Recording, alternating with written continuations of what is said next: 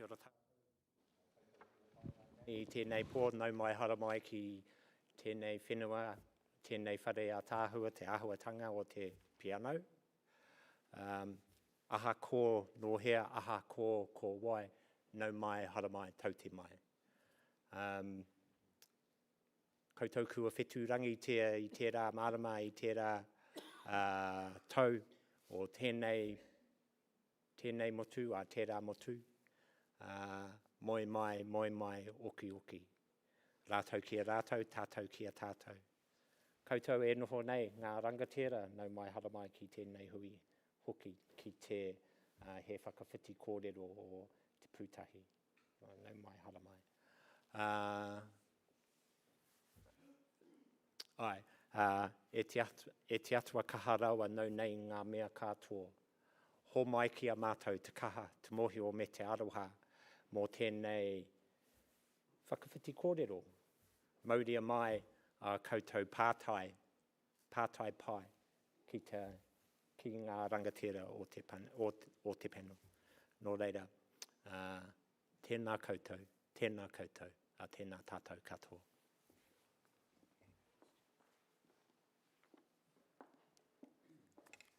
Kia koe, Joseph, ko koe te pā whakawairua. Nā hau hoki te pō e whakapuake, tēnā koe. O tērā ki a koutou, ko te mana whenua Ngāi Tūāhuriri, kotu ko Ngāi Tahu Whānui, tēnā koutou. Ki ira atu o ngā matawaka, ngā uri o ngā hoi whā, e hui mai nei e tēnei pō.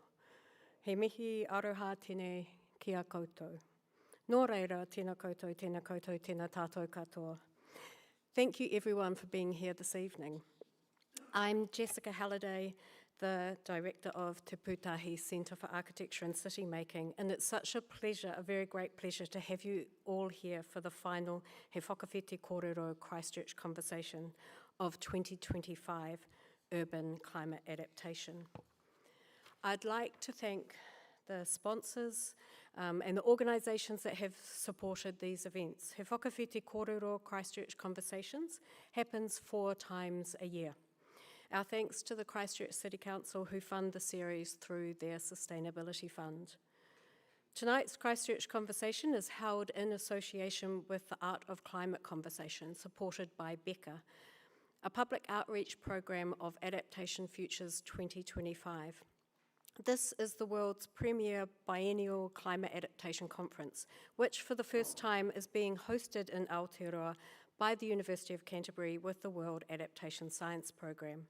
We are thrilled to have international experts joining our local experts involved in this evening. And it's all thanks to that collaboration. For those of you who are new to this series and new to Te Pūtahi, we're an independent third sector, meaning not-for-profit, organisation that's been working here in Ōtautahi for over 13 years, seeking ways for more people to get involved in the shaping of the city and working together for a better, more regenerative future in this place. Ultimately, we, like I suspect all of you, want our region to have healthier and more equitable urban and living systems, this amazing web of life that we are part of. He Whakawhiti Kōrero Christchurch Conversations began 11 years ago in 2014 when it was initiated by the Christchurch City Council. It is a program of free events for a year that invite local, national and international speakers and leaders to address vital urban issues and concerns for our city's future. We would love to know what you value in these events, what you would like to see more of and what we can do to improve. So please do keep your eyes peeled for a survey and an opportunity to tell us what you think that we'll send out in the next week or so. And if you'd like to keep up to date with Christchurch Conversations and Open Christchurch, our annual architecture festival, please do join our mailing list through the link on our website. It is now my great pleasure to introduce the illustrious person who will chair this evening's event. She describes herself as somebody who used to be a somebody. But Lianne Dalziel, CNZM, is much, much more. Lianne served 23 years in the New Zealand Parliament and a further 9 years as the Mayor of Ōtautahi, Christchurch.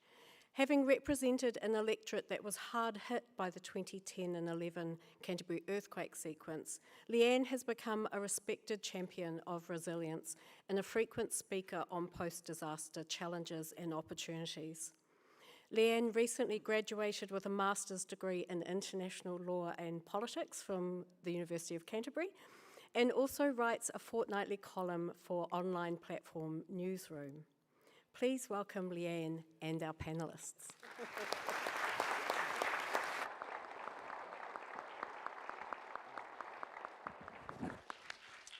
E na mana, e na reo, e roi rangatira mā, tēnei te mihi kia koutou, I te kaupapa o te rā, tēnā koutou, tēnā rā tātou katoa.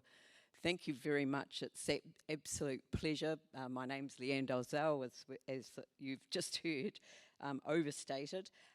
It's an absolute pleasure to be chairing this, the last one of Christchurch's conversations for the year, and an important one, urban climate adaptation. Tonight we're going to explore how we can adjust our urban systems for greater resilience in the face of climate change. From local approaches to international examples, our invited guests will share their thoughts on the best ways to inhabit this landscape and ensure a livable Ōtautahi for ourselves and future generations. We will canvass sites of risk and vulnerability, why cities matter, the roles of community participation and governance, different solutions and responses, how to invest for a livable future, and much more.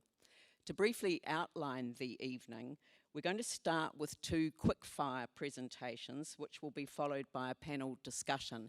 And that panel discussion is going to include questions from you, and thank you for those who have already begun sending them through.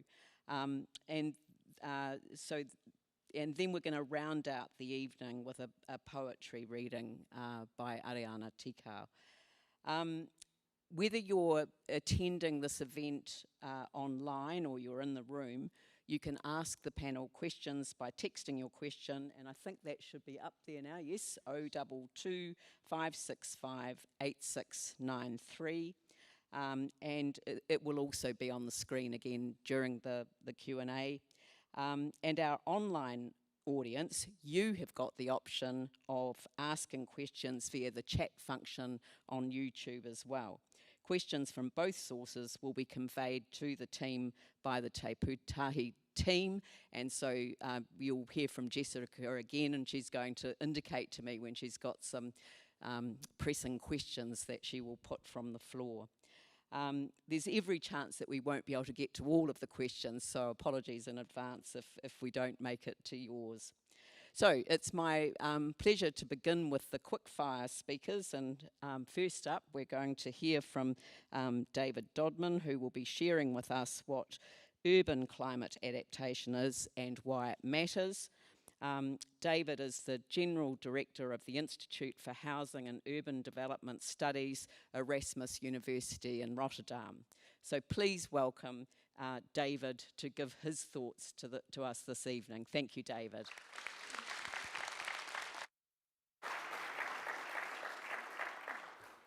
Kia ora, good evening everybody. It's very nice to be with you in Ōtautahi, Christchurch.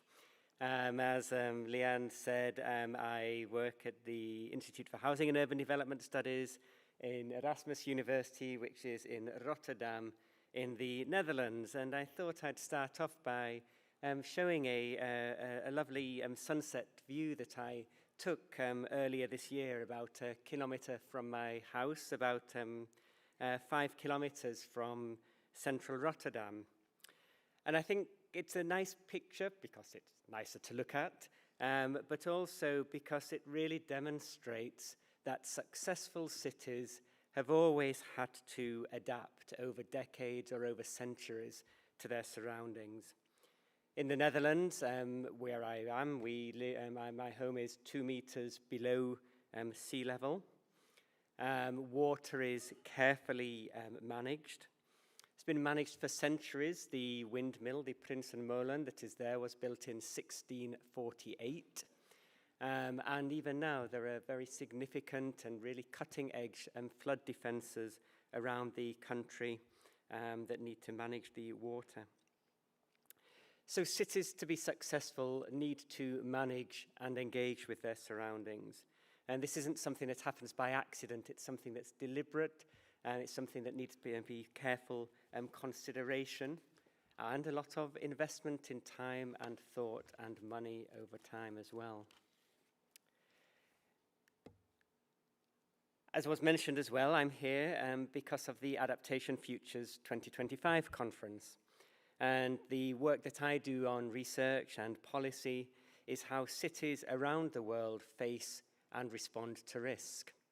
So when I leave here, I'm going to go to Indonesia, to Central Java, where I'm working with researchers from Universitas Indonesia in this particular village near the city of Semarang. And this also shows that people adapt to their surroundings. They show that people are living on, adapting through stilts and through walkways. But what it's also showing is that for many people around the world, there's neither the technology nor the resources to keep up with climate change, to keep up with rising sea levels, and to keep up with higher temperatures. So we can see both the beauty and the challenge of cities and how they need to respond to their environment and how this changes over time. We've been at a more academic meeting as well, and so I will try not to go too much into professorial mode for the next couple of slides. But we want to set the scene for why climate change is important for thinking about cities. Climate change is changing and will continue to change the conditions that cities need to adapt to. We know that last year was the first year when we observed mean global temperatures of more than 1.5 degrees above pre-industrial levels. And one of the things which is critical when we're thinking about urban climate risk and adaptation is that the very processes that drive urbanization and city development also extend what the impacts of climate change are going to be. So they're going to be talking, no doubt, more about temperature increase, intense weather, sea level rise, and the more insidious elements of climate change. But the way that cities change means that these will be worse, particularly in urban areas. So if we think about how the built environment changes, if we look at the left-hand side of the slide, the way that cities are planned, the way that heat is trapped in buildings, if cities are built in ways that removes vegetation and that removes water. All of these things contribute to warming in cities, which can be twice as much as the warming that will be experienced through climate change. Or if we think about the way that cities around the world are expanding to take into account rising populations over time, we can see on the right of the slide a city in Quang Nam, Vietnam. Over a 20-year period, we can see where the built-up area has expanded, and we can see that it's expanded into places that create risk by being on riverbanks rather than reducing risk. So we need to think about the processes in cities just as much as we think about the processes of climate change. Winston, Chandi and I have spent far too much of our lives working on the Intergovernmental Panel on Climate Change, and we no doubt have times when we close our eyes and we see graphics like this in front of them. This is the way we try and understand risk. And we try and understand risk in this way, that it's not just about the physical change in the climate. It's not just about what's on the diagram there as the hazard, about the sea level rise or the rising temperatures or the extreme weather events. Risk comes about when people and ecosystems and infrastructure are exposed to those hazards. And the risk comes about as well when those people or those cities or that infrastructure is vulnerable, when it has this underlying weaknesses that mean it's more susceptible to harm. And we're going to have to start by thinking about urban adaptation, by thinking about how we create risk, and then what we can do to these different elements to reduce the risk. And so colleagues that we work with have tried to modify this in different ways, and what I like here is that they include the element of the response. And we're talking this evening about the responses to reduce risk in cities. That's the focus. So we need to reduce our exposure. We need to think about how we manage emissions that drive climate change. We need to reduce our vulnerability. We need to strengthen institutions, strengthen communities, increase their resilience and ability to respond. And these responses come together to reduce risk that we want to talk about. So I also don't want us just to leave by thinking about risk, but also about the opportunity, how we not only avoid losing things that matter to us, but also find ways to gain new and better ways of planning, designing, and living in cities together. And I hope that's what we're going to focus on in the conversation.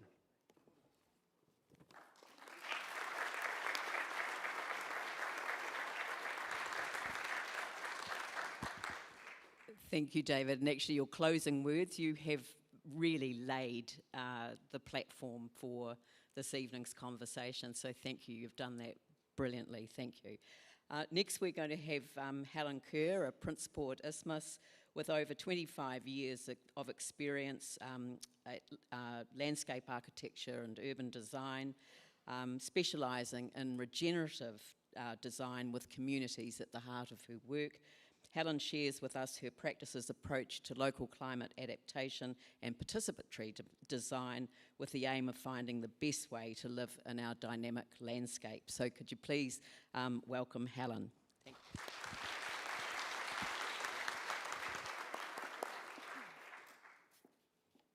Thanks, Lianne. Tēnā tātou katoa.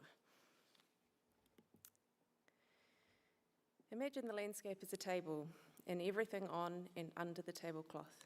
Architecture goes on top. It's the crockery and the cutlery, and urban design is the place-setting arrangement. Then imagine people sitting around this table at dinner, passing plates, tasting and talking. Looking at the urban environment through a local landscape lens helps contextualise adaptation solutions. Participatory design helps explore these relationships around the table. This approach provides confidence to start a conversation and navigate uncharted territory. It draws people into talking about the places they care about and explore change from multiple angles, even from atop a scissor lift or inside a vacant shop. We find ourselves in a creative storytelling profession at an important time, creating demand for better ways of living by building on the familiar DNA of place and the desire for belonging and identity. Authoring a shared narrative is performative, setting the scene, learning the language and the characters, and moving from knowledge to knowing. We live in a time when we see the world through data, constructed systems and screens, rather than by sensing its rhythms. We've lost connection.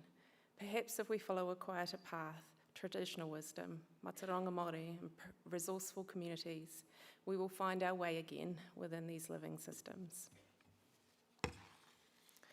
Adaptation requires an adaptive process and a sustained shift in the mindset and behaviours that go deeper than acquiring knowledge from external sources. It is deeply personal, it's human, and it's complex. Knowledge to knowing is something you feel and believe. Ways of knowing are language, sense perception, emotion, reason, imagination, faith, intuition, and memory. Sometimes we need design clues in urban environments, like these habitat markers at Hobsonville Point, a dense new suburb with access to nature. A sense of wonder comes through direct experiences and is an antidote to our cynicism. We have a duty to guide our children into the outdoors because feeling is more important than facts when it comes to instilling a lifelong love of nature. And that puts us in tune with the dynamic rhythms of Te Taia.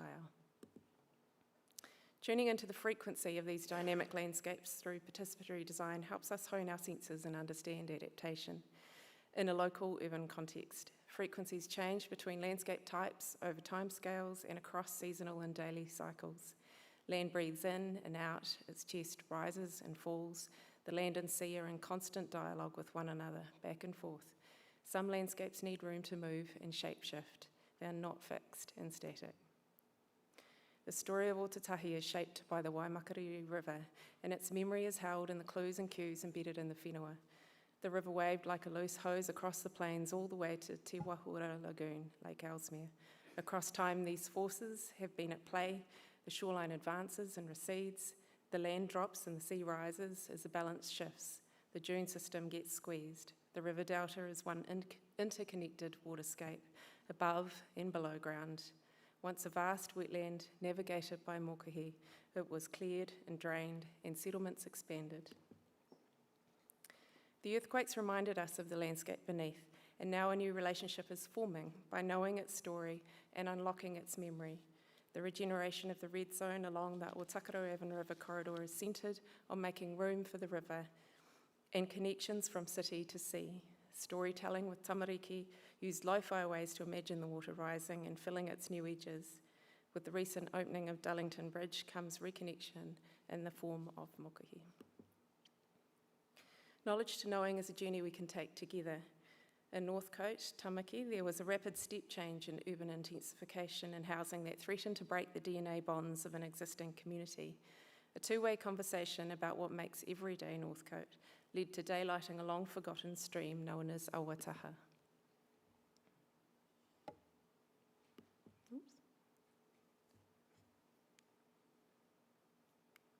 Oh, there's a slide missing. It's okay. And because of this preemptive conversation, the multiple greenway benefits enable density, and in turn, density made room for natural systems. These nature-based solutions performed in the 2023 Auckland anniversary floods.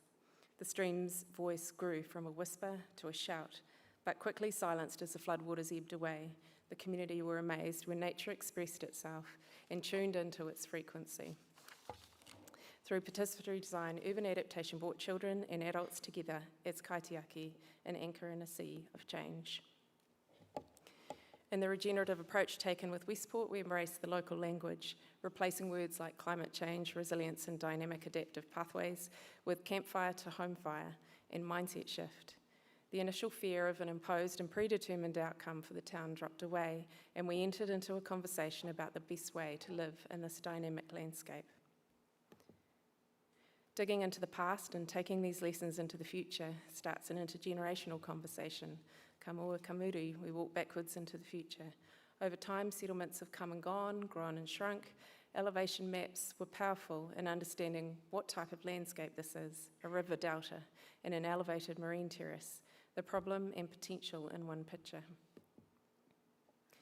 Tuning into a place source narrative allowed mindset shift and expansion in Westport. Sandwiched between mountains and sea, this town is remote yet connected. Living with the kawatiri awa, meaning deep and swift, has brought a dual knowing through the experience of devastating floods and the experience of designing a better future. When we are truly connected with the land, we feel it flow through us somehow, we belong. There is generational memory. You notice change as a kind of resonance, and you can feel that same resonance when people come to a shared understanding that is grounded in the whenua. This generates the desire to grow with familiar patterns, protect the natural systems that protect us, and enable relocation to a safer and more sustainable way of living in time. We acquire knowledge to learn and grow, but sometimes we acquire it to feel safe, to arm ourselves in battle and in debate, and defend ourselves against nature. We live in political cycles rather than natural ones, and we lead with risk and self-preservation instead of in awe of the landscapes we live in and its clever recalibrations. Complex data and jargon can sometimes get in the way of conversation, but place source stories help us navigate with communities. If we forget to use a language that is familiar, then it is no wonder that the question of adaptation comes as a shock in an urban environment. When we shift from knowledge to knowing, we notice change is happening all the time. Thank you.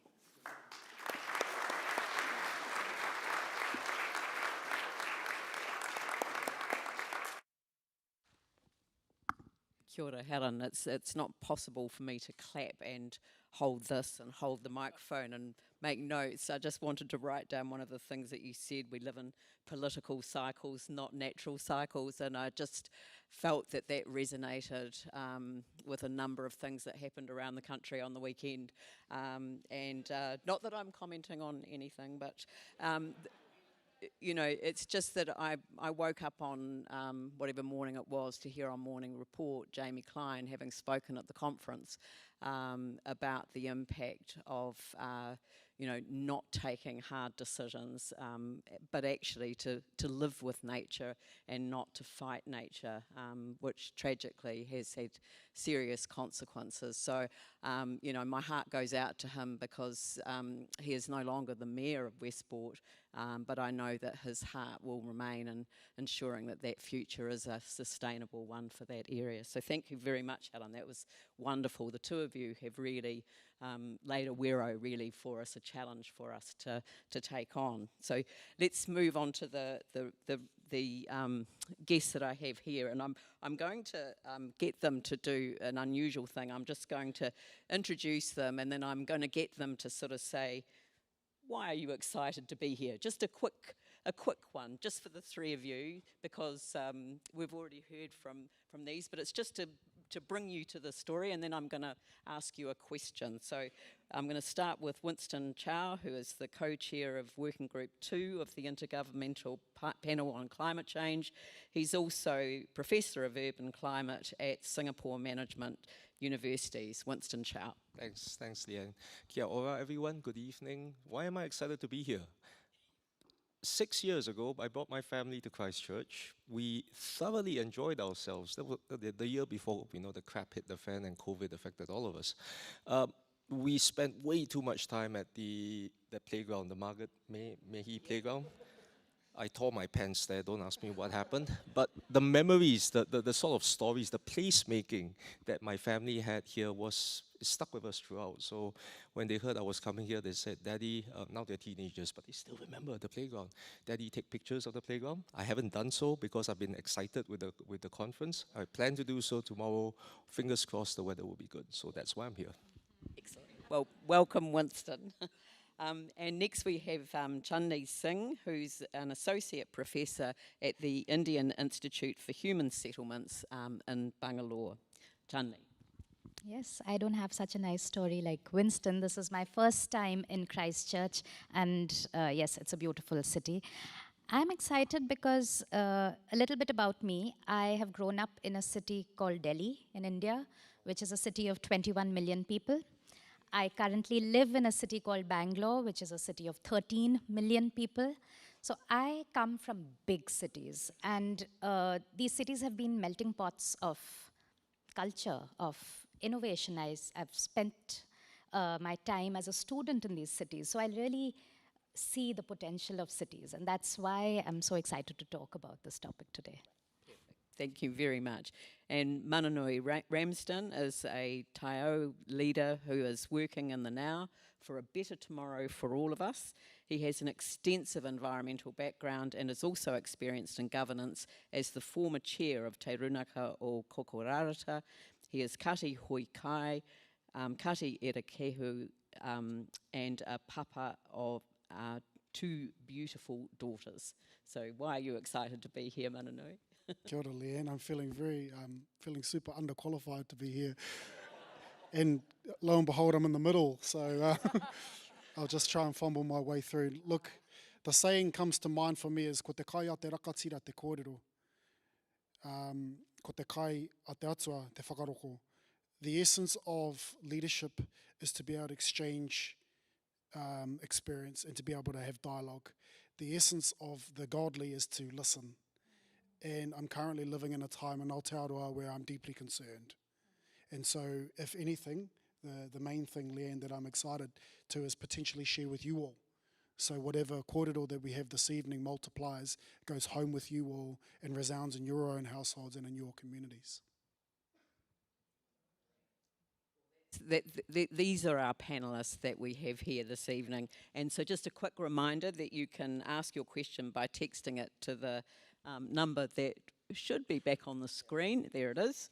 So feel free to do so. And I'll start off with the first question, which is, I'm going to start really with the panellists who haven't already spoken, and I'd feel free to reflect on things that you might have heard as well.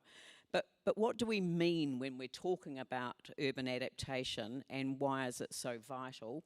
And I guess this is where we might reflect on what the counterfactual is. You know, what is the counterfactual? What happens if we don't adapt? Winston. No pressure there. First, thanks, David, for clearly saying things that, is fully data-driven, very IPCC, the boring stuff. Thank you for doing that. Helen's intervention also inspires me to be a bit more, less of a scientist and more of a person in terms of the effectiveness of communication. So I love that question on the counterfactual, because the short answer is, if you don't adapt, this alternative is unthinkable. It is human to protect things of value. It is a human response to note that the places you live in, where you grew up with, which holds immense sentimental value, or if you want the economic argument, the places that generate so much wealth and opportunities as it develops, the places where knowledge is passed down, be it in a formal setting or in a local indigenous setting or in a traditional setting like in Southeast Asia, the lessons learned, the value for that, both intrinsic and monetary, if you want to go into that, there's so much to protect. And if you don't protect that, if you don't try to adapt to hotter environments, heat waves, too much water, too little water, that's not human. And I can't think of a future like that. So, short answer. Yeah, that's a very good answer. Chandi, would you like to reflect on that? Absolutely, Winston said it all, but I really, for the past 7-8 years now, I've been embedded in the science that's telling us repeatedly, very clearly, unequivocally, that the times we're living in are just a short trailer of what we're going to see in the future. So there is no alternative but to adapt. It's very clear to me, and I often get frustrated that we need to convince people, whether it's the economic argument or the emotional argument, which says that we cannot imagine life in a 1.5 degree world, a 2 degree world, the way we are currently living. And that is what adaptation is all about: reducing risk, protecting and conserving things we value, the ways we live, and also allowing us as a species to hope, to look towards the future. Your 2 daughters looking towards that future, I think there is no alternative but to adapt if we want to protect that future. Mananui. Tēnā koe hoa, and you're dead right, framing it around mō kauri for our children, are we setting them up for success? To simply add on to the kōrero that it's already been laid already. I was recently in Tahiti, and I was with a group of young Pacific leaders from Kiribati. And we have a community that is sub 10 years standing by, no longer having land, no longer having a home, and they're heavily investing in what the idea of a digital design of what their homes once looked like. And to go back to my daughters and to reference someone's power who's in this room at the moment, is to have our treasures, to have our places be solely reliant in the books, to be academic, is heartbreaking.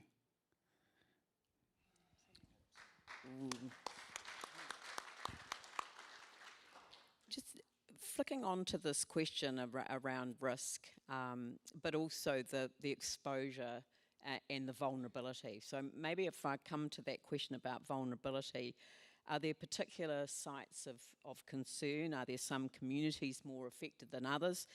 And how do we live with risk? And I guess listening to Living with Water in the Netherlands, is one example. I just heard on the news recently that our coastal waters are now warming 34% faster than global averages. This is going to have an impact, so how do we plan for that? So I don't know, David, do you want to kick off with that one? I think to link back to the previous question as well, we need to realise that we are privileged if we have things to protect.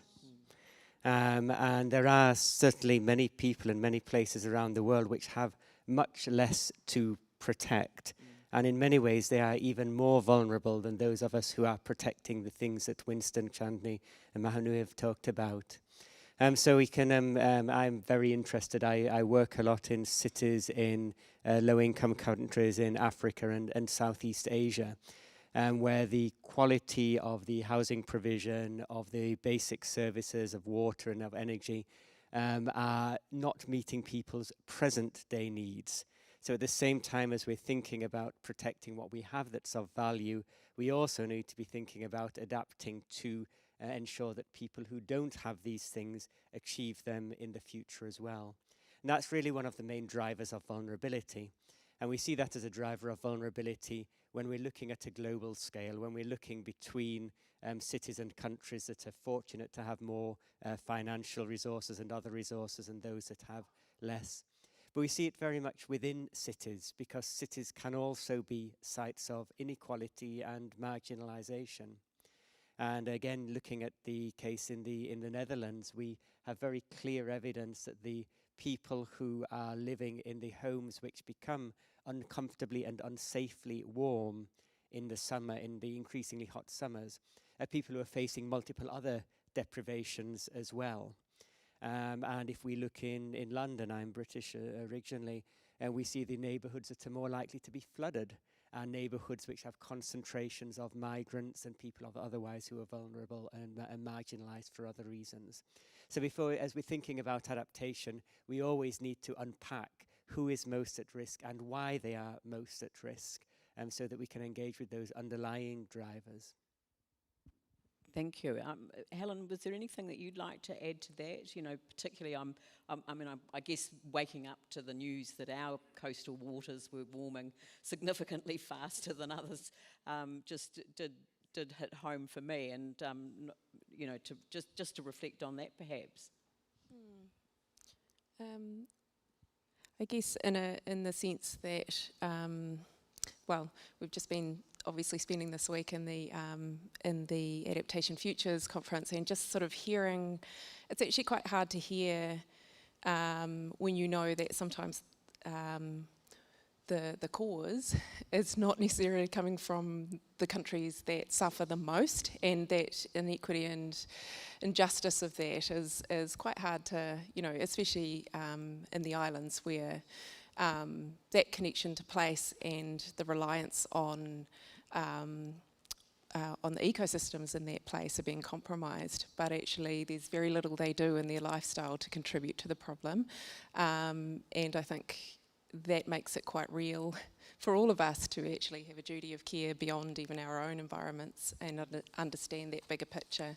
But in Aotearoa, I think that inequity exists across our towns and cities as well, very much so, and as does the ways of sort of dealing with the problem. Yeah. I'm not sure if anyone else would like to. Winston? Following up on what was said, two things that David and Helen also speaks towards: how to deal with risk, how to deal with vulnerability. And thanks, David, for the figure showing the additional propeller blade that the IPCC had in AR6, the last cycle that came out 2 or 3 years ago. The focus on the response element is so important because it gives people agency to try and pinpoint the factors that can reduce risk very well and not feel like, you know, you're trapped into the fates of climate change. So looking into participatory design is one way, bringing in communities to work in an inclusive manner towards solutions that can reduce risk. And we do that in Singapore as well. We've got a heat problem in Singapore, in the air, not in the oceans, where we're looking at 35, 36 degrees Celsius days coming, you know, in the years to come. Bringing ideas from traditional methods like urban design that looks into the stilts that in the picture that David showed. Those stilts not only prevent against flood risk, but allows for airflow to flow through unimpeded at pedestrian level, which is one of the ways to help cool, you know, make things more thermally comfortable for people. Previously we lost, or we ignored this sort of old knowledge in our present design. It's now coming back. It's a way to reduce the risk and as a response to try and reduce vulnerabilities. So inclusivity is fundamental as one way to reduce vulnerabilities. It is best done in cities where the communities know it's easy to engage communities, bring them together, let them converse and let them come up with solutions with the right support from municipalities, the right support from governments at higher levels. Now that being said, the if for the last part that I just said is a bit more tricky, but at least there is a blueprint or path forward in order to reduce risk for any sort of impacts, such as warmer oceans or for warmer temperatures that all cities will face. Chandi. One small thing. I think when we talk about vulnerability, I always try to push at least my students to embed it in history.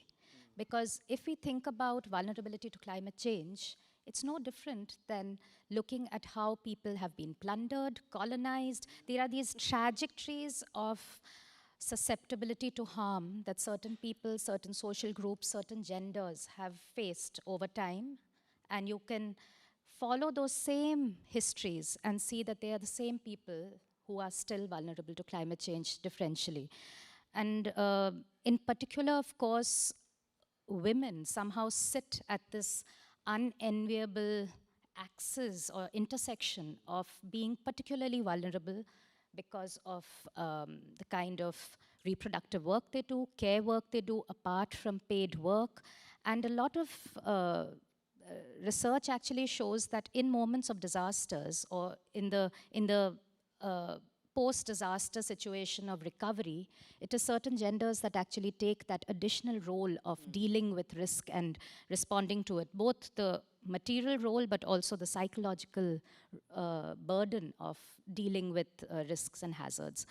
So I really feel that we have to think about vulnerability at the intersection of course, present-day race, ethnicity, gender, that intersection, age, whether you're a migrant or not, all of that, but also look at these histories of vulnerability that just somehow keep getting repeated over and over. Yeah. It's true. Well, just moving on from that, a bit connected, because obviously there are going to have to be some difficult conversations, hard conversations.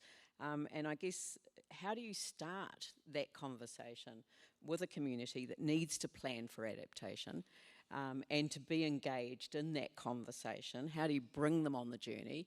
It's not a linear process by any way, shape or form, and there'll be a grieving process associated with it as well. And I'm looking at you, Mananui, because you know I'm going to direct this question to you, because I think you've got a story that you might like to share. I do have a story that I think is important for us today, and something to think about. He paku whakaaro noa. It's just an offering simply. My background in the last 5 years, I've been really lucky to play a role in chairing my sub-tribe, a remote group of indigenous people just on the rocks just over there. We've been here for about 1,000 years.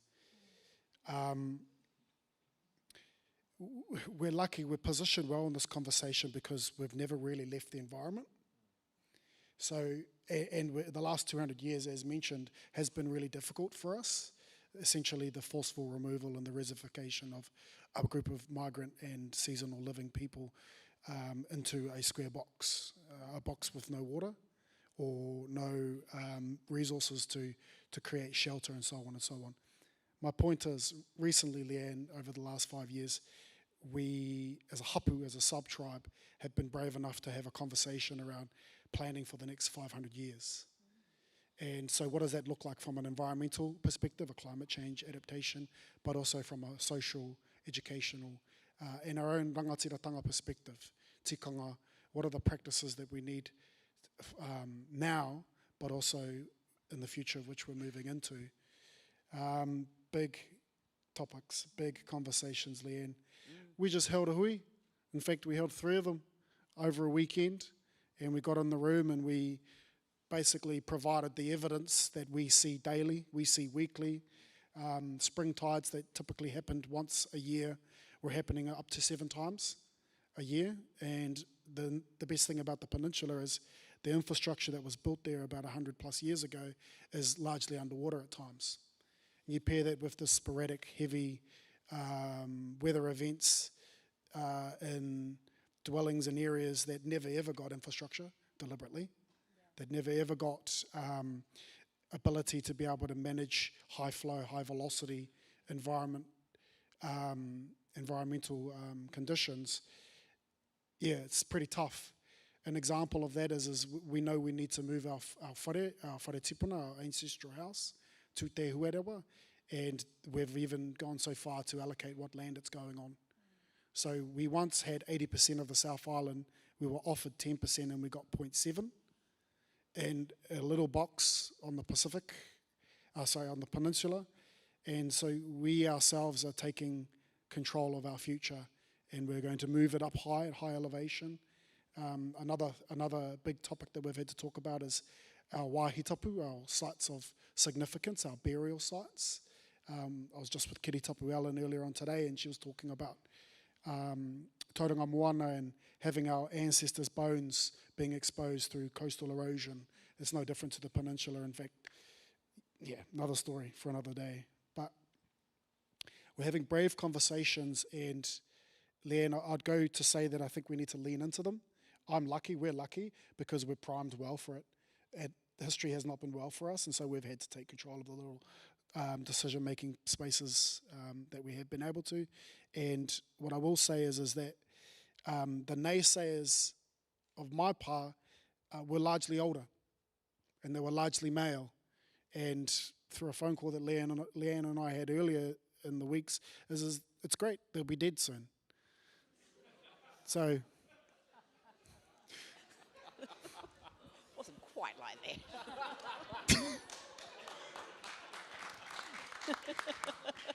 Sorry. He said it out loud, so...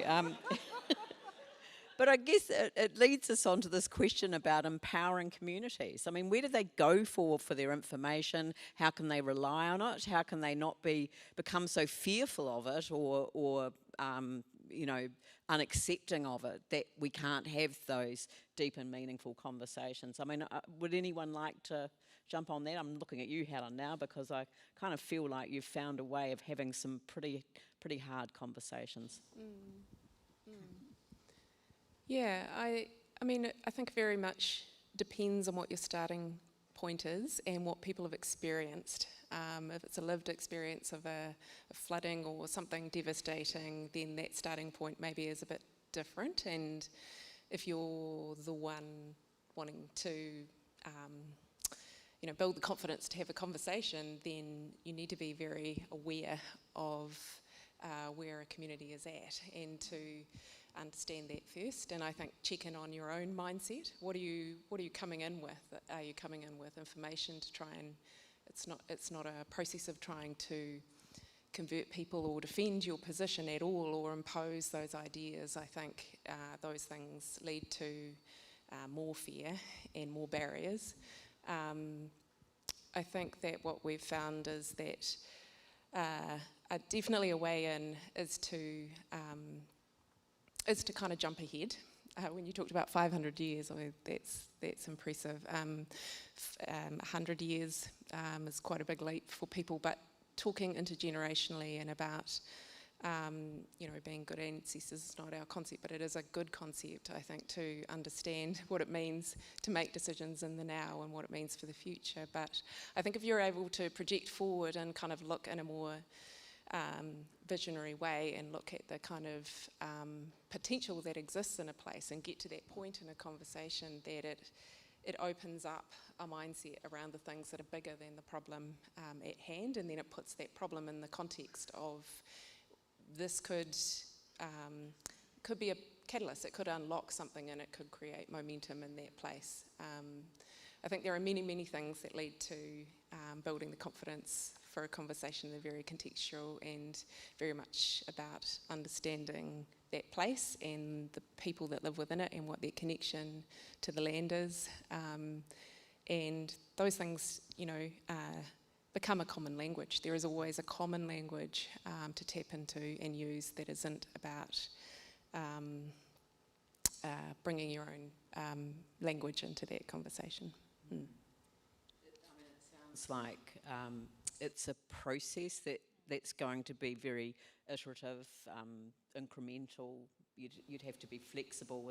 Am I using the right words here? Is this Yes. Is this the approach that we would want to see happening? Mm. Yep. if you want to start a conversation, you need to have a common language, but also you need to have the assumption that we are talking in good faith. That's quite important. Like what was said, if we are planning at 500-year scales, scientists like us, we look maximum 2100, 2200. So we are talking about different time scales. Politicians, 2 years, 4 years, 3 years, same thing. Trying to find common ground, trying to find the interests of what the various communities have. That's fundamental to have to be on the topic of the difficult conversations of what to do when the waters hit the waters hit your infrastructure or destroy sacred ground or heritage sites. We have to have that. From our end in the IPCC, we've learned that even though we assess science very well, we do assess a lot of material. The last assessment cycle, we don't look at the number of papers that we cite, we look at the weight of the books that we have developed. Yes, my favorite example, they're not just door stoppers. We had 3 assessment reports, 3 special reports, 1 synthesis report. That was sent from Geneva to Singapore in my office by DHL, and the weight there was 29.1 kilograms. No one's going to read that. So we need to distill that in a way that the information can be digested for people to have that common understanding. And we have to be flexible, as you said, in order to communicate it well. So this time round, we've been very, my fellow co-chairs, my fellow vice-chairs, we've been very adamant in finding new ways of making sure different communities understand the science in a pithy, punchy way. Our graphics has been improved tremendously. My technical support unit, we have a fantastic communications manager who is an influencer. She's managing our Instagram handles very well. You probably know the challenges of that. Have any of your kids asked you to do TikTok videos yet? Yes. Okay. Are you successful?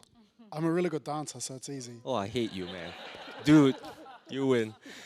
So we are trying to not just experiment in a haphazard way. We are looking at new ways to communicate to younger generations, which some of the older generation folks might not be comfortable with, but we find that to be effective. Well, I know at the conference, the first question that Winston was asked was, who's your graphics designer? So I think the ability to communicate difficult issues, complex issues, in a way that's meaningful, that's the key to what we're talking about here. Mananui, did you want to add to that? I was just going to staple on the back of Winston's comment. Gosh, academics bore me. And lawyers, policy, painful. In Te Ao Māori, we have a really keen way of transmitting knowledge intergenerationally. I almost didn't get that out. If you were to go into a marae, a carved house, tomorrow, and you walk in the door, go have a look at the ridge line and follow it all the way down the wall to the ground. And in there is all the information you need pertaining to the environment of which you are occupying or you are staying in. And or our oral traditions, we have an expert, a couple of experts here in the room. When telling a yarn, make sure that it can be picked up by the kids. Paikia, he went on a whale, she went on a whale, and where did they go from? They went from, some say Muriwai to Te Tairāwhiti, and why did they do that? For X, Y, Z reasons. If you can capture the imagination of the young ones, they'll still be talking about it by the time they're old. Influence. No, I'm getting a signal from Jess, who's got a question from the audience. Many questions from the audience. The first one is, how can we ensure that mitigation remains a central part of climate adaptation strategies? Mitigation. Who would like to take the mitigation question? Yeah, Chandi? Yeah, I can start us off. For a long time, mitigation and adaptation have been in 2 separate worlds. And I think that is what has led us to this situation where A, we're not mitigating enough, not reducing our greenhouse gases emissions enough, and then also in this situation of extreme risk. But realizing that that binary doesn't work, there's been a lot of conversation about this idea of climate resilient development, which is, the boring term from the academics. But the idea that we're trying to bring is that first of all, we need to develop a bedrock of development that's inclusive, that is meaningful, that's effective and long-term. That is the bedrock of any kind of climate action. Upon that, you have to layer this idea of deep mitigation, emissions reductions, and also effective adaptation. So climate resilient development was this way of talking about simultaneously doing these things. Now this is nice, it's a nice idea aspirationally, it's really difficult to pin down in practice. And some of the good examples we have of climate resilient development is actually in cities, where you can think about finding ways to green cities that allow you to live in healthier environments, also sequesters carbon, and also provides cooling for extreme heat waves and things like that. So there are a range of examples that are coming up, many of them in cities, but it's not easy, and I always say that, and many people don't like it, especially my government doesn't like it when I say that, but I feel mitigation is one of the best forms of adaptation. Because if you've mitigated, if you've reduced your greenhouse gas emissions, we are in a situation of less risk, and therefore we are sort of adapting. But the big polluters don't like to hear that, of course. Helen. I kind of see that urban adaptation and urban regeneration are almost the same thing, because and less of the being able to see the holistic benefits, I guess, of these things that we're putting in place, i.e. greening our cities is good for us. You know, there are certain ways of moving around that are really good for us, you know, physical things. And some of our challenges in our urban environments, whether we link them to adaptation or not, require behavioural shifts or mindset shifts or different ways of living that, you know, are the same, they're the same problem and the same solutions. So I think being able to kind of talk about them not in silos as that's mitigation, that's adaptation. And these are urban regeneration problems. Either cities are growing rapidly and sprawling, or they're in decline and they're struggling. You know, all of those things lead to potentially a better outcome and are better for us. David. Yeah, I think we can't overstress the behavioural and mindset shifts. So Rotterdam, where I live, is the largest port in Europe, the only port outside China that's in the top 10 ports in the world. And the port has a commitment to become carbon neutral. But the entire premise of that port is moving consumer goods that have been produced using huge amounts of energy around the world to people who probably don't need most of what's being done. So we need to be careful that our mitigation efforts are not on the surface, but are actually doing some of the meaningful underlying reasons as to why we continue to emit so much. That's a very, very good reminder to us. I just wanted to kind of slip into the sort of a sideline from that, and that is it's about the financial investment in mitigation, adaptation, but also disaster risk reduction, which is my specialty, as you might have heard. $1 investment in disaster risk reduction saves $4 in recovery. To me, that's a no-brainer. The money adds up. So what is it that's stopping us from investing in resilience and investing in disaster risk reduction, adaptation, and also the mitigation? Tēnā koe hoa. It's been mentioned already, and it's an issue, and I don't think we pay attention to it enough, or if we do, it's really absent in the communities that I live in. But we can't underestimate the impact that our politicians have on us, and the lack of planning and lack of foresight, and the immediate bang for the buck. How much money, Lianne, did we get given for the rebuild? Well, I wouldn't ask me that question. It was about $16 billion, And our city council still got $2 billion worth of debt, repaying it. And of course you can't, looking at that picture right there, or up there, we had a broken city and we needed to do something about it, and what we did for the successive decades was doing something about it. But my concern is that every 3 years we get these short-sighted opportunists that come in and don't represent us whatsoever, and make really important decisions that our mokopuna, our grandchildren, or our children are still tasked with cleaning up. That city there, that is actually one of the estuaries of where Waimakariri used to discharge.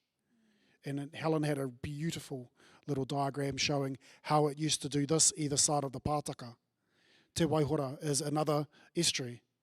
And so we've decided to put a city right where the natural course of our environment wants to be at its most natural state. Hōhara wātu, the problem we have is ourselves. Yeah, I'm kind of going to agree with that. But Jessica, did you have another question that you'd like to?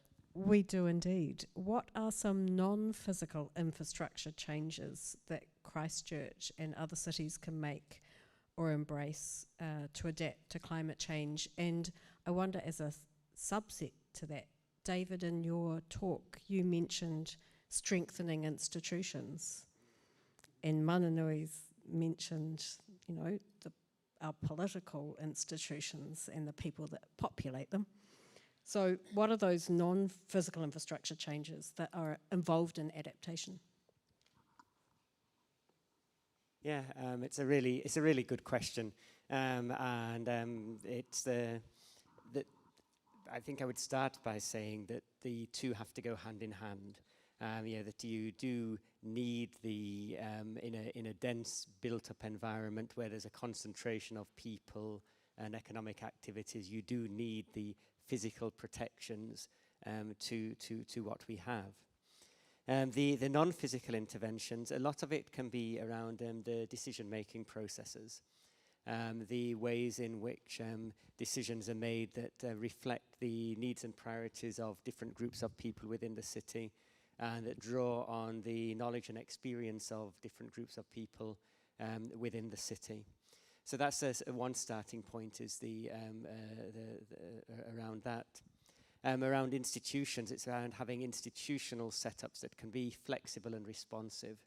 And bureaucracies are very good at performing repeated functions in a repeated way, but are not very good at responding rapidly to unexpected changes that happen. And one of the key things around climate change is that things will happen in unexpected ways and at unexpected times. And I guess maybe one last bit of the sort of non-physical, there are also key administrative and functional things which are not physical infrastructure but greatly shape the ability for people to respond. And so in many of the places where I work, the social protection mechanisms, the means for identifying people who will need to respond, who will need aid or support in the event of a disaster of one kind or another, the databases and the information for identifying people rapidly at a time of crisis don't exist. So that is infrastructural, but it's not the physical infrastructure, it's a bureaucratic and administrative infrastructure which also needs strengthening. I wonder if the issue of silos comes into this, because my experience both of central government and local government is that the organisational structures operate their own silos, but they are siloed from each other. And in times of crisis and complexity, you need to be able to work in a collaborative manner. And all of our structures are set up to be anything other than collaborative. Sorry, I didn't mean that to sound like I was making a statement, but it was a question. Does anyone agree with that? Press will tomorrow morning. There is an irony that you know, the way we need to work, and the solutions are very much about living systems and interconnectedness of things, and that it's our own systems in a non-physical way that actually work against that in terms of silos and communication, etc. But if we can kind of remove some of those layers, you know, it sheets back to what you said about the non-linear process. Like, we need to safeguard and protect those spaces for people to come up with solutions or to have that conversation.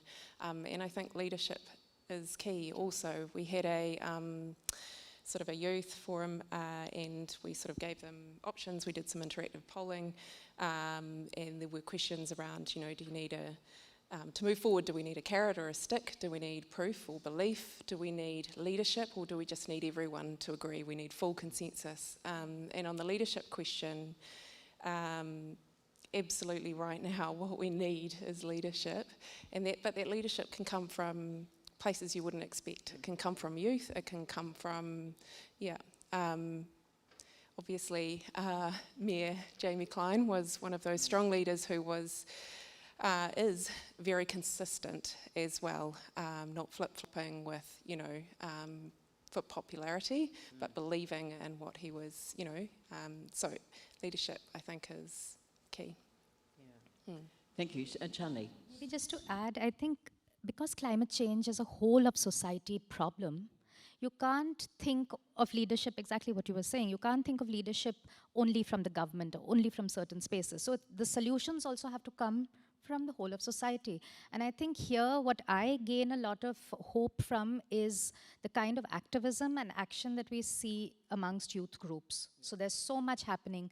In Delhi, actually, we have something called a climate justice library that's run by youth, that's crowdsourced books and talks and movies and art to sort of talk about climate justice. So you don't have to find all these spaces of conversation, solidarity. All of that cannot only come from the government. The government plays an outsized role, of course, but there are many other actors, and we can empower those actors to, you know, put us on this journey, I think.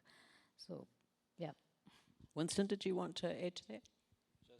Just that if governments, be it at local governments, regional or federal governments, decide on urban adaptation policies, it has to be based on good evidence. It has to be based on good science or good, you know, academic knowledge. There was a saying that I heard a couple of days ago in the conference: we need to have evidence-based policy and not policy-based evidence in that sense. And to that end, I mean, in the IPCC, talking about crossing across, talking across different silos, one of the original question about are we dismissing mitigation if we focus on adaptation and vice versa, I view it as because we've got a working group that I lead on adaptation, vulnerability and impacts. There's another working group on mitigation. So that sort of artificial distinction propagates into the popular consciousness. And we've taken a lead in this cycle to have a bit more cross-working group discussions. That helps in that sense to give policymakers the right information that doesn't neglect either. It's not either or dialectic anymore. It's a whole, whole of society, whole of science action that's needed. Jess. Okay, this is the last question from the audience before you ask your last question, Lianne. And thank you to everyone who sent in a question. There are a lot of questions. But do you think increasing urbanisation helps or hinders climate adaptation? How and why? I'm a fan of cities.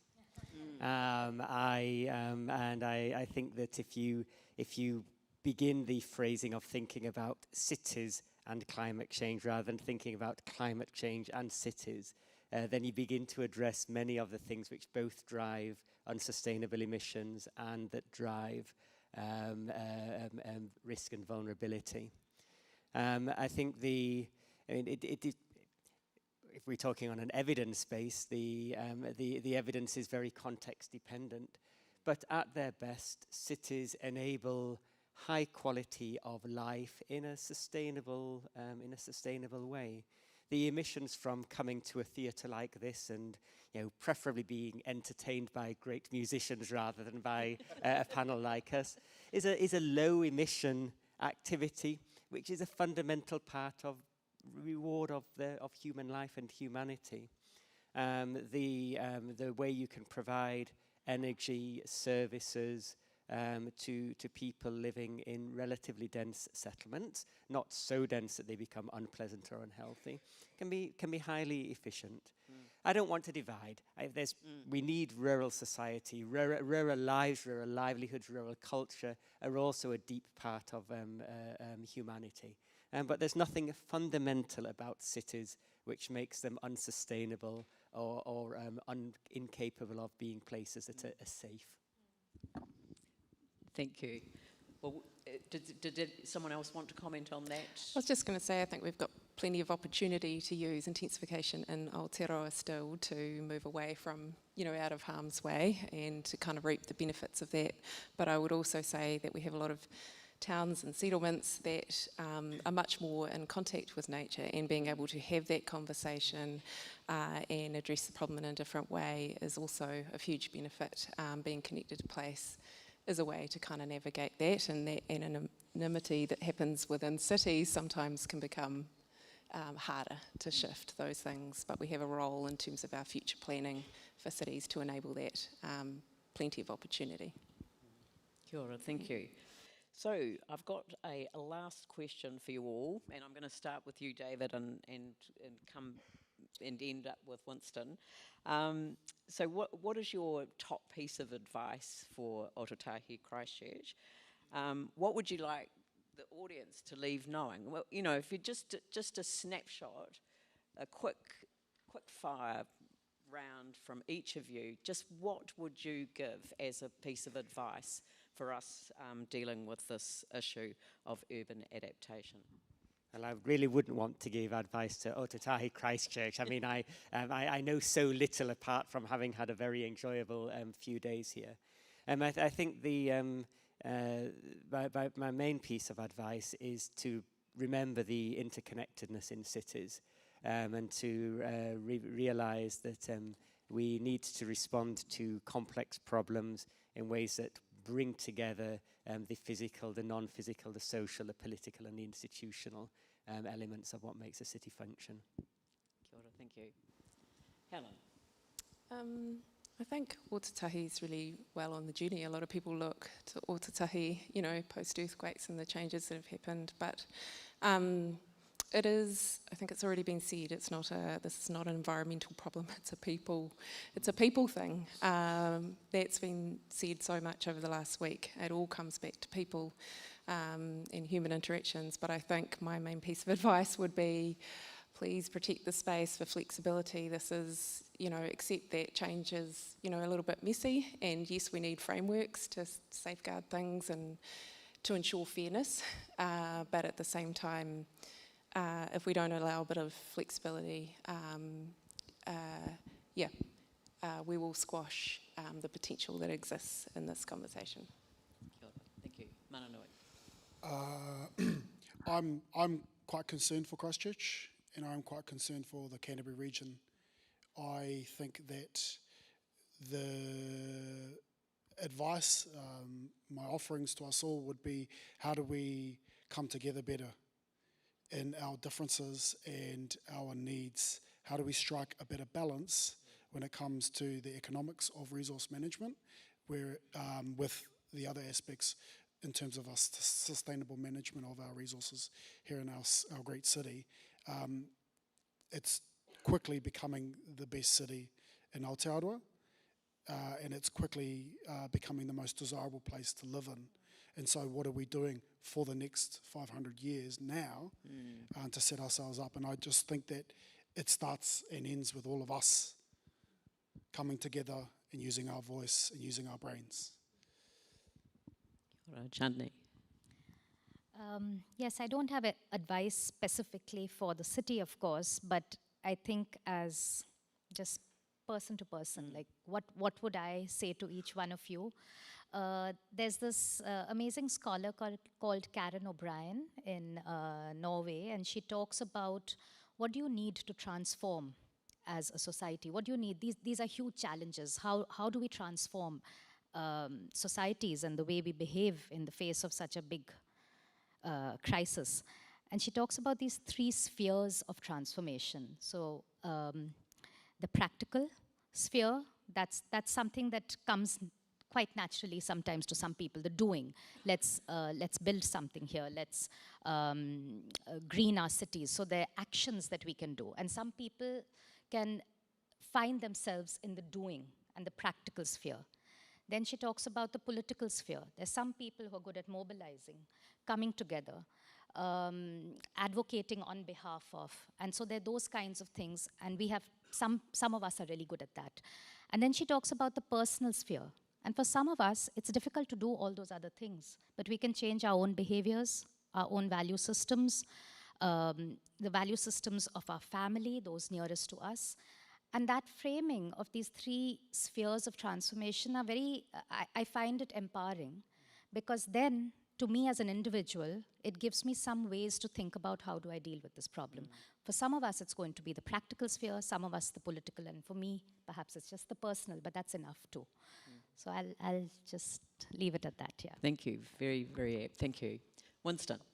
Going last means I've run out of things to say because the other 4 have said it's articulated the important points. And far from me, dispensing advice to Christchurch, I'll probably end by an anecdote, I guess. So 6 years ago, family was here, but we spent 1 week in South Island.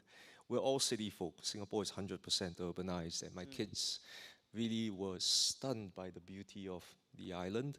They were very happy to come back to someplace more quote-unquote urban in Christchurch. But they loved the fact that there were so many places to engage with nature, walking along the Avon River, yes, the playground obviously.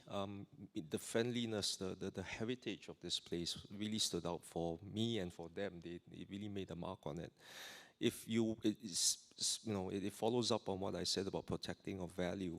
What cities would require sometimes is not the financial value of a place, the economic value that inspires people to protect and to adapt. It's the history, it's the culture, it's the heritage. How you define that, you need to do that as a community in places in Southeast Asia.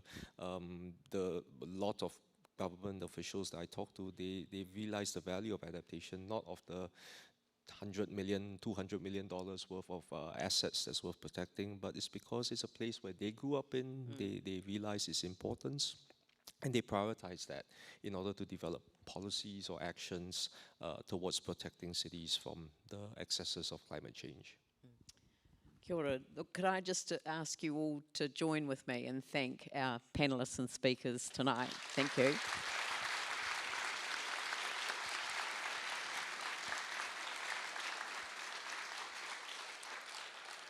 And before we finish up, it's actually time for some poetry. We're going to feed the soul.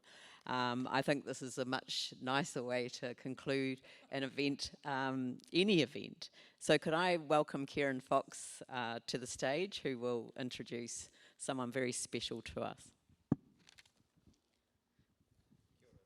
Tēnā koutou katoa, ngā mihi nui, kia koutou.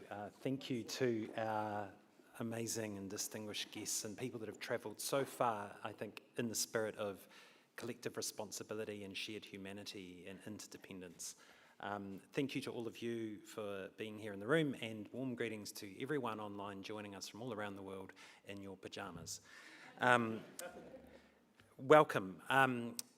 Ko Ciaran Fox toko ingoa. My name is Ciaran Fox. I'm a public health specialist and a poet, and that's a pretty specific set of qualifications. And one of the questions here earlier talked about non-physical infrastructure, and I think some of the most highly skilled technicians who tend to our non-physical infrastructure are our artists, musicians and poets. They tend to the infrastructure of the heart.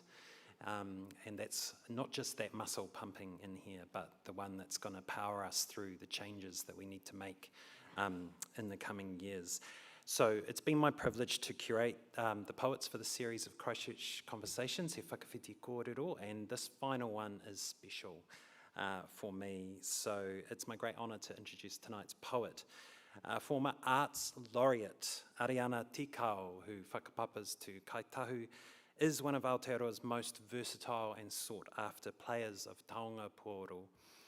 She has played with diverse artists from Marlon Williams to Alien Weaponry to the New Zealand String Quartet and the New Zealand Symphony Orchestra. Ariana is also a poet and author with an empowering book, Mokorua, through Auckland University Press about her experience of receiving her moko kōai. Her poetry has appeared in Landfall, Tākehi, Cordite, Catalyst, and various anthologies. And her debut poetry collection, Pepeha Portal, will be published by Otago University Press in April 2026. So please put your hands together and welcome Ariana Tikau.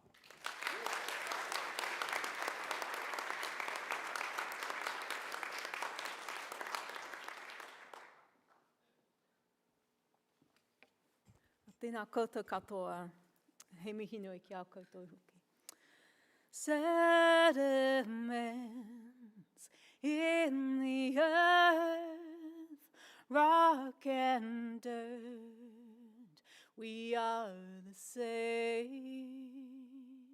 Looking back, looking forward, time collapsed. We are the same. Pūtahi ka motu. Kōwhai blossoms drip like paint from swirling canvas, like blobs of blood from severed ear. This green and golden scene, a Vincent painting. Light cradling this tiny survivor, a fetus in the suburban womb, barely attached by a thin rivulet to patches of papa in the east. Let's all do mindfulness while our one planet burns. Let's all say no to plastic while takaroa turns to acid. Let's all take quickies to settle that helpless feeling.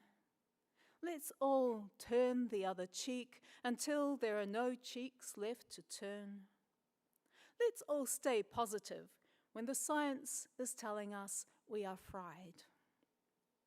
Let's all act local while someone else leads the revolution, elsewhere preferably. Let's all donate our water wings while the homelands of our neighbours go under. Let's all post a sad face. Emojis are the best way to show empathy. Let's all leave it for the young ones. Surely amongst them there's a climate messiah. Let's all calmly leave the building while the fire alarm is shrilling its cry. Once we leave the building, where do we go? There is only one building.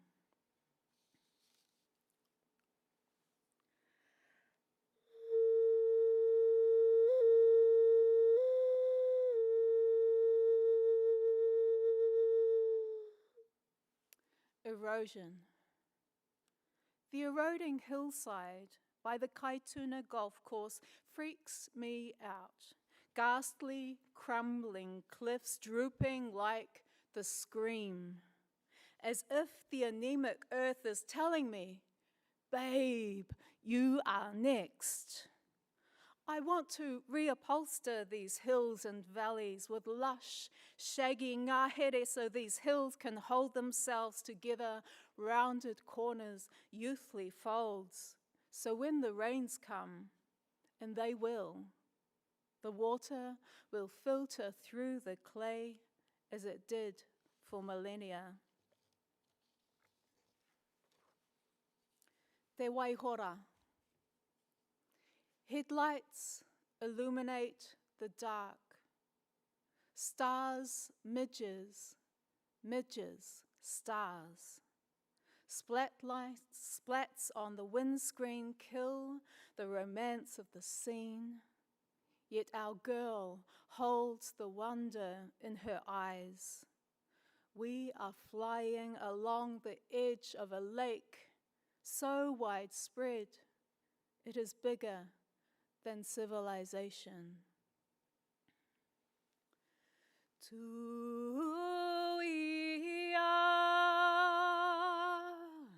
tuia,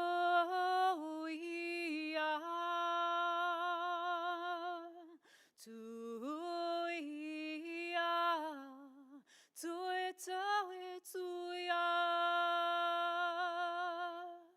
whakaroko mai, whakaroko, whakaroko mai, whakaroko.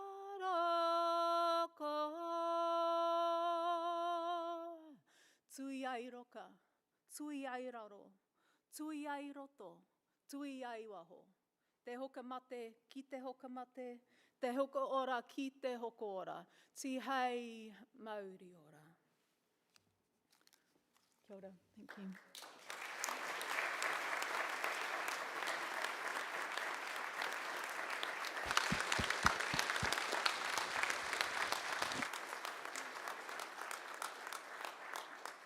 Ariana, thank you so much for concluding our evening with such a powerful statement, beautifully presented. So thank you so much. Thank you again to everyone who's made tonight's events possible. Hei whakawhiti kōrero Christchurch Conversations is funded through the Christchurch City Council's Sustainability Fund, and of course another special mention to our event partners, Adaptation Futures Conference 2025, University of Canterbury and Becker. Christchurch Conversations will return in 2026, so keep your eyes on Te Pūtahi's Facebook, Instagram and LinkedIn for news, or sign up for their newsletter on the website. Thank you all very much for coming this evening. I think it's been a very interesting evening indeed, and I'd like to invite Joseph now to close tonight's event with a karakia.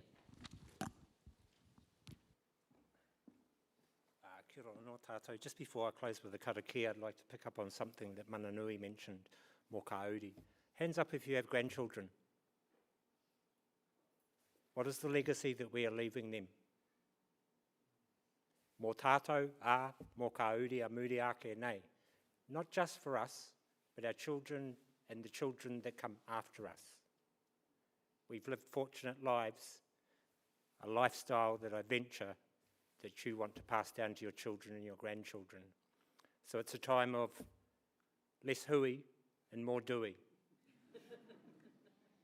Kia ora. Kia tau, kia tātou katoa. Te atawhai tō tātou āreki a ehu karaite. Me te aroha o te atua, me te whiwhi ngā tahitanga, ki te wairua tapu. Ake, ake, ake. Āmeni.